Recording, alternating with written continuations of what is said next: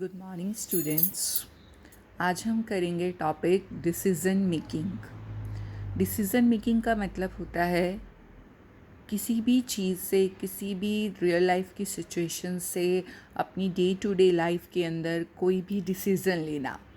अगर हम एक बिज़नेस की बात करें तो बिज़नेस की बात में हम क्या कहेंगे कि बिज़नेस में हम अपने बिज़नेस को इंक्रीज़ करना चाहते हैं, एक्सपेंड करना चाहते हैं, अपनी प्रोडक्शन को इंक्रीज़ करना चाहते हैं या नहीं करना चाहते हैं। तो इससे रिलेटेड हमें क्या लेने होंगे, कुछ डिसीजंस लेने होंगे। तो decision making is nothing, it is just to take a decision in the real life to do some actions according to that decisions. वो कहता है कि अगर यहाँ पर सिर्फ एक कोर्स ऑफ एक्शन होगा तो हमें डिसीज़न की ज़रूरत नहीं है। One course of action means कि आपके पास एक ही रास्ता है और आपको यही करना है, तो वहाँ पे डिसीज़न कुछ नहीं लेना है, आपको सिर्फ उसी रास्ते पे ही चलना है। तो डिसीज़न मेकिंग के अंदर आपके पास 3 इम्पॉर्टेंट एलिमेंट्स आते हैं। First one is act. Act का मतलब क्या है? Course of actions taken by decision maker. जिसने डिसीजन लेना है उसने क्या एक्शन परफॉर्म करना है, उसको यहाँ पर किससे रिप्रेजेंट किया गया है? एक्ट से रिप्रेजेंट किया जाता है। डिसीजन, डिसीजन का मतलब जो डिसीजन लिया है, जिसको एक्शन को परफॉर्म करना है, वो क्या होगा, उसे नाम दिया गया है डिसीजंस का। Main important point is state of nature क्या है? स्टेट ऑफ नेचर क्या है? वो सारे फैक्टर्स जिनको ध्यान में रखकर डिसीजन मेकर डिसीजन लेने का काम करता है, वो सारे फैक्टर्स क्या कहलाते हैं? स्टेट ऑफ नेचर कहा जाता है। इन स्टेट ऑफ नेचर्स को हम इवेंट्स का भी नाम देते हैं। फिर एक टर्म आती है आपके पास, पे ऑफ टेबल क्या होता है? पे ऑफ टेबल का मतलब है कि डिसीज़न को जब हम मॉनेटरी वैल्यू में मेजर करते हैं तो उसको एक टेबल के थ्रू रिप्रेजेंट किया जाता है, जिसे क्या कहा जाता है? पे ऑफ टेबल कहा जाता है। तो सबसे पहले जब हमने डिसीज़न को मॉनेटरी वैल्यू के अंदर रिप्रेजेंट करा तो उसे क्या नाम बोला? पे ऑफ। पे ऑफ का मतलब that is related to the monetary value. तो हमारे पास 2 मेन काम थे, एक एक्ट और एक डिसीज़न। यहाँ पर भी हम एक्शन और स्टेट ऑफ नेचर, इन दोनों के कॉम्बिनेशन से एक टेबल बनाते हैं जिसे हम मैट्रिक्स भी कहते हैं और जिसे सिंपल टेबल भी कहा जाता है।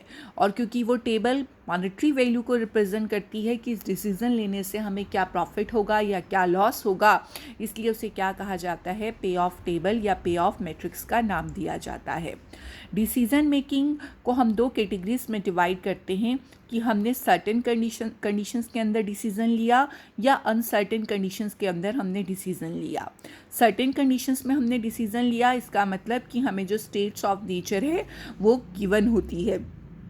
अनसर्टेनिटी, हमें मालूम ही नहीं है कि कौन से फैक्टर्स हैं जो हमारे डिसीज़न को इफ़ेक्ट करेंगे। इट मीन्स कि जब आपको स्टेट्स ऑफ नेचर नहीं पता होता है तो उसे क्या कहा जाता है? Decision making under the uncertainty कहा जाता है।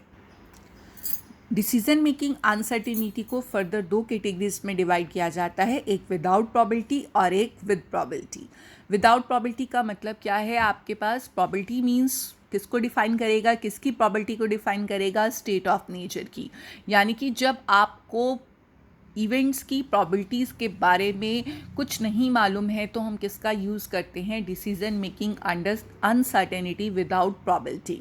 लेकिन रियल लाइफ में ऐसा नहीं होता। हमें एक्सपेक्टेशन होती है कि अगर हम ऐसा काम करेंगे, अगर इस इवेंट को चूज़ करेंगे तो हमें प्रॉफिट मिलने के इतने % चांसेस रहेंगे। तो decision making under uncertainty with probability को रिप्रेजेंट किया गया है कि आपके पास जो स्टेट ऑफ नेचर है, यही जो प्रॉबिलिटी है, किसकी प्रॉबिलिटी है? स्टेट ऑफ नेचर की प्रॉबिलिटी है। उसकी प्रॉबिलिटी के हम क्या करते हैं? यूज़ करके अनसर्टिनिटी केसेस में उस प्रॉबिलिटी को यूज़ करके हम फाइंड आउट करते हैं कि हमें प्रॉफिट होगा या लॉस होगा। प्रॉफिट को कैलकुलेट करने के लिए हमारे पास फॉर्मूला होता है एक्सपेक्टेड मॉनेटरी वैल्यू का, और लॉस को फाइंड आउट करने का फॉर्मूला होता है एक्सपेक्टेड अपॉर्चुनिटी लॉस का।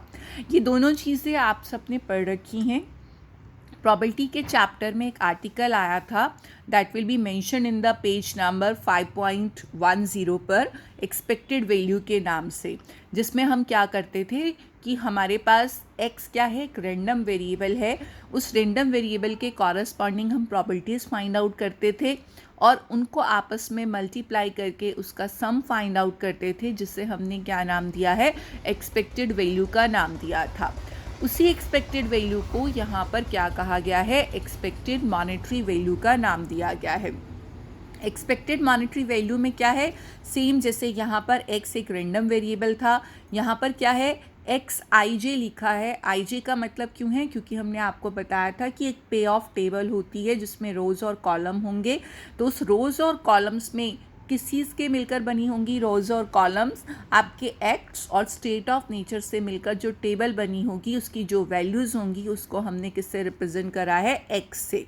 और पी क्या होगा, पी यहाँ पर भी प्रॉबिलिटी है, किसकी प्रॉबिलिटी है, स्टेट ऑफ नेचर की प्रॉबिलिटी है। उन दोनों वैल्यूज़ को सबको मल्टीप्लाई करके उनका सम निकाल देंगे तो हमारे पास क्या आ जाएगा, एक्सपेक्टेड मॉनेटरी वैल्यू आ जाएगा। सेम एक्सपेक्टेड अपॉर्चुनिटी लॉस कैसे निकालेंगे, जो हमने यहाँ पर टेबल दी हुई थी उसमें प्रॉफिट की वैल्यू दी हुई थी, उसे हमने क्या नाम दिया था, एक्स पे। यहाँ पर हम लॉस टेबल बनाएंगे पहले, जैसे वो तो पे ऑफ टेबल थी, यहाँ पर हम पहले एक लॉस टेबल बनाते हैं, पे ऑफ टेबल को देखकर एक लॉस टेबल बनाएंगे और उसकी जो वैल्यूज़ होंगी उसको किससे रिप्रेजेंट करा है, एल से। और जितनी भी स्टेट ऑफ नेचर होंगी उनकी प्रॉबिलिटी को किससे रिप्रेजेंट करा गया है, पी से। तो वो लॉस टेबल की वैल्यूज़ को हमने उनके कॉरस्पॉन्डिंग प्रॉबिलिटी से मल्टीप्लाई करा है, किसकी प्रॉबिलिटी, स्टेट ऑफ नेचर की प्रॉबिलिटी से मल्टीप्लाई करा और उनका सम करा, तो हमारे पास क्या आ गया है, अपॉर्चुनिटी लॉस आ जाएगा। Thank you.